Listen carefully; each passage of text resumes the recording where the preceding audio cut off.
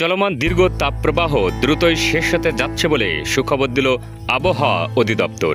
মে মাসের শুরু থেকেই দেশজুড়ে বৃষ্টি নামবে বলে জানিয়েছেন আবহাওয়া অফিস। স্বস্তির সে বৃষ্টিতেই কমবে গরমের তীব্রতা। শুক্রবার আবহাওয়া অধিদপ্তর জানায়, চলমান তাপদাহ এপ্রিলের বাকিটা জুড়ে চলবে।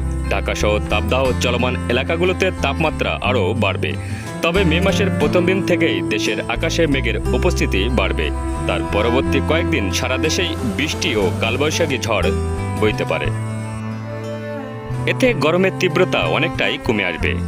আবহাওয়ার পূর্বাভাস জানানো হয়েছে, চলমান হিট অ্যালার্ট 28 এপ্রিল পর্যন্ত বলবৎ থাকবে এবং তা বাড়তে পারে মে মাস পর্যন্ত। আবহাওয়াবিদরা জানান, চলতি মাসের বাকি দিনগুলোতে তাপপ্রবাহ কমার সম্ভাবনা নেই। এ সময় দিনে গরম তো থাকছেই, রাতেও যে তপ্ত বাতাস বয়ে যাচ্ছে তা অব্যাহত থাকতে পারে।